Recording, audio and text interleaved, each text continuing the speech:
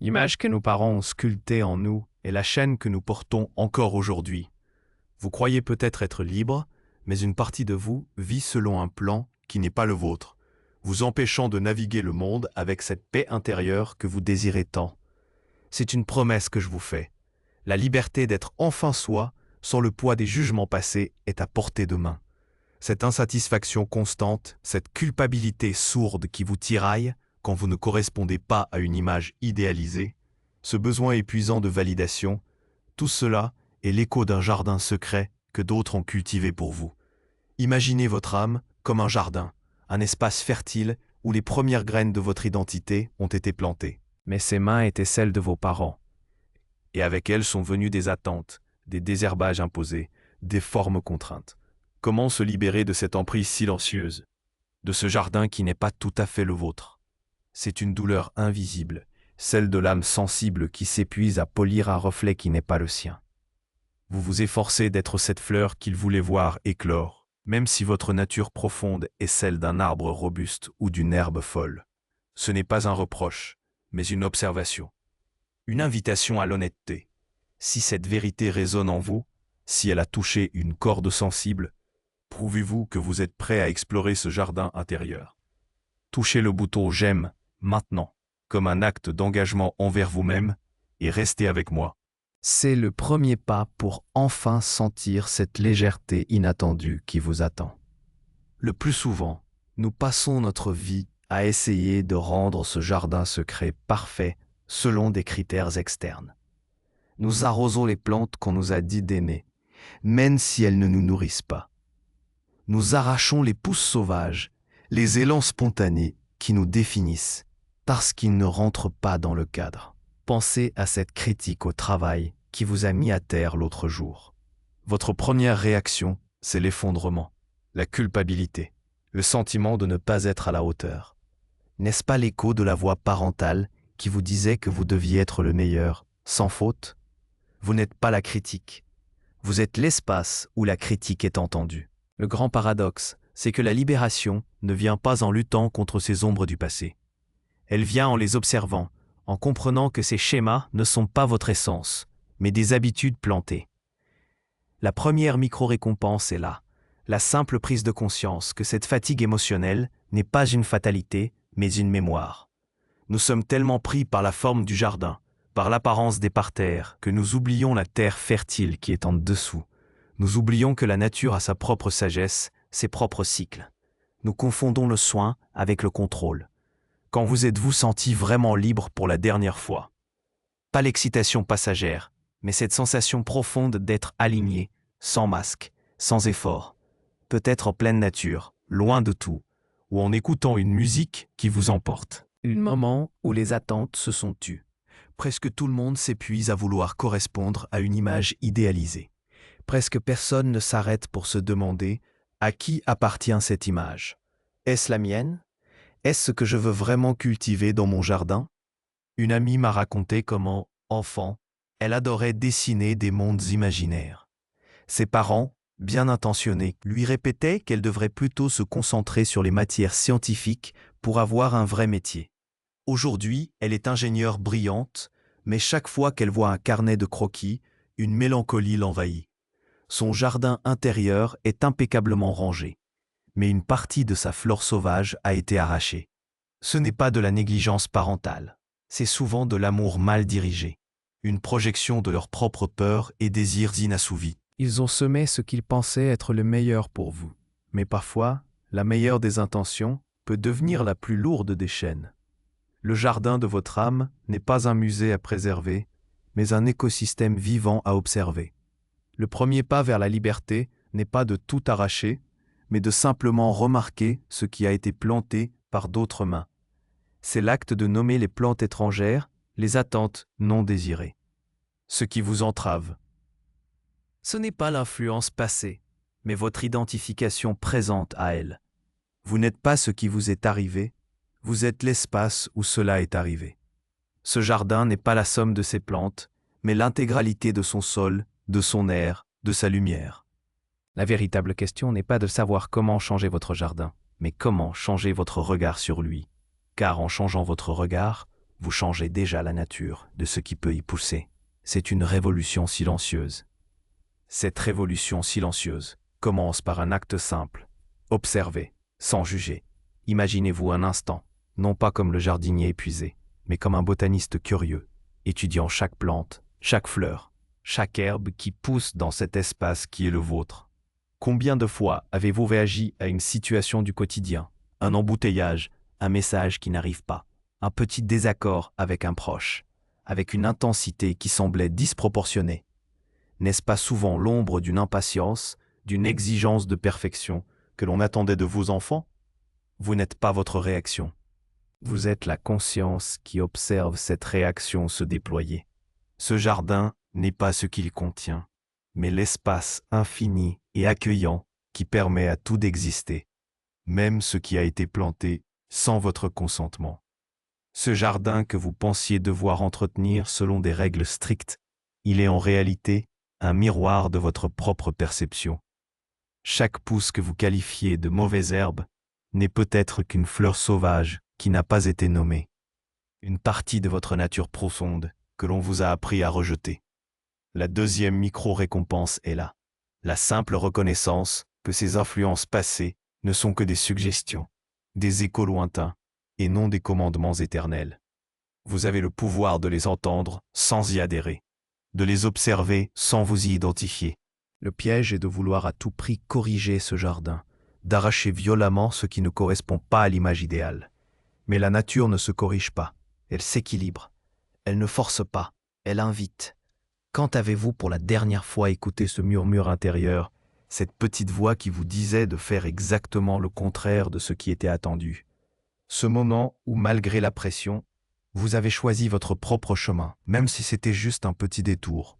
Prenez le temps d'observer ces moments où vous vous sentez hors de propos, pas à la hauteur. Ce sont des signaux, des invitations à regarder de plus près les racines de ces sentiments. Sont-elles les vôtres ou celles d'un autre? Nous sommes conditionnés à chercher la validation extérieure, à nous plier aux attentes silencieuses de notre entourage, de notre société. C'est une danse épuisante où l'on tente de sculpter son jardin pour qu'il plaise à tous les regards. Mais un jardin qui tente de plaire à tous finit par ne ressembler à personne. Il perd son essence, sa singularité, sa capacité à nourrir son propre écosystème. Il devient une pâle copie d'un idéal, plutôt qu'une expression vibrante de la vie. Le véritable paradoxe est que la liberté ne vient pas en rejetant violemment l'héritage de vos parents, mais en le comprenant. C'est en cessant de lutter contre les ombres que la lumière peut enfin se révéler. Ce n'est pas un combat, mais une prise de conscience profonde. Une invitation à l'authenticité radicale, celle qui ne se soucie plus de savoir si elle est assez bien selon les critères d'un passé révolu. L'image que nos parents ont sculptée en nous, ce n'est pas notre essence, c'est une carapace. Et sous cette carapace, votre jardin secret attend de respirer, de s'épanouir selon sa propre nature, sans entrave. Imaginez l'âme sensible non pas comme une victime de son passé, mais comme un artiste qui peut enfin choisir ses propres couleurs, ses propres formes. Vous êtes le créateur de votre propre paysage intérieur. Le fardeau n'est pas l'héritage, mais la croyance que vous êtes cet héritage. La libération réside dans le désapprentissage de ce soi construit pour laisser émerger le soi authentique, celui qui a toujours été là, patient. Ce n'est pas toujours facile, bien sûr. Les vieilles habitudes ont des racines profondes, mais même la plus petite fissure dans cette carapace est une victoire, un pas vers la paix intérieure que vous recherchez. Ce n'est pas toujours facile, bien sûr. Les vieilles habitudes ont des racines profondes, mais même la plus petite fissure dans cette carapace est une victoire, un pas vers la paix intérieure que vous recherchez. Car la vraie liberté n'est pas l'absence de chaînes, mais la conscience de celles que vous portez encore, et le choix délibéré de les desserrer. C'est un acte de courage silencieux, une affirmation de votre souveraineté. C'est une décision, un engagement envers ce jardin que vous êtes vraiment. Si vous êtes prêt à commencer ce désapprentissage, à laisser derrière vous ce qui ne vous sert plus, alors faites-le maintenant. Écrivez un mot que vous choisissez d'abandonner ou d'embrasser. En l'écrivant, vous le rendez visible et vous changez déjà de cap. C'est un acte puissant. Un serment que vous vous faites à vous-même, au-delà de tout regard extérieur. Ce mot est votre boussole, votre ancre, dans cette nouvelle exploration. Il symbolise le pont entre l'ancien vous et celui qui aspire à respirer pleinement, sans le poids des attentes silencieuses. Souvent, nous percevons ces influences passées comme des problèmes à résoudre, des erreurs à corriger. Mais si nous les voyons plutôt comme de simples situations À observer, sans jugement, sans l'urgence de les éradiquer. Imaginez une plante envahissante dans votre jardin. Plutôt que de l'arracher avec colère, vous l'observez. Vous comprenez comment elle est arrivée là. comment elle interagit avec le sol, la lumière. Vous la reconnaissez simplement. De même, l'idée de manifester une vie idéale peut sembler séduisante. Mais n'est-ce pas souvent une tentative de forcer un résultat, de contraindre la nature de votre jardin à une image préconçue? La véritable manifestation n'est pas de créer, mais de s'aligner au réel. C'est permettre à votre jardin de s'épanouir selon sa nature intrinsèque en retirant les obstacles, sans essayer de lui dicter sa forme finale. Prenez un instant, fermez les yeux si vous pouvez, ou fixez un point devant vous. Concentrez-vous sur votre respiration, lente et profonde. Sentez l'air entrer et sortir sans effort. Maintenant, amenez à votre esprit une situation récente où vous vous êtes senti blessé, jugé ou incompris. Ne jugez pas ce sentiment, ne l'analysez pas. Simplement, observez-le comme une couleur, une texture. Où le ressentez-vous dans votre corps? Est-ce une tension dans les épaules, une chaleur dans la poitrine? Nommez cette sensation, non pas l'histoire qui l'accompagne, mais le fait brut de sa présence. C'est votre jardin qui parle. Ce jardin n'est pas une composition fixe, mais un dialogue constant entre ce qui a été planté et ce qui pousse naturellement. Il est un écosystème résilient, capable de s'autoréguler, bien au-delà des intentions initiales. Votre âme sensible, comme ce jardin, possède une force vitale inébranlable. Elle a la capacité de faire pousser des fleurs inattendues, de créer de nouvelles allées, même là où des murs semblaient infranchissables.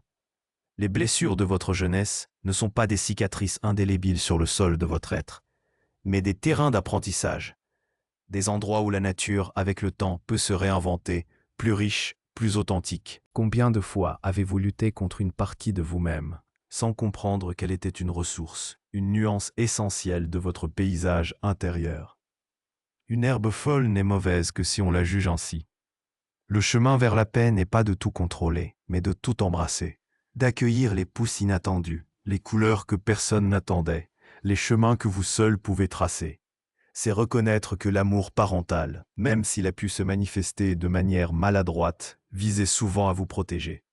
Mais la protection, parfois, devient un enclos qui limite l'horizon. Votre tâche n'est pas de démolir l'enclos, mais d'en ouvrir la porte, de laisser l'air frais circuler, de permettre à la lumière d'atteindre chaque recoin, de voir que la porte a toujours été là, juste devant vous.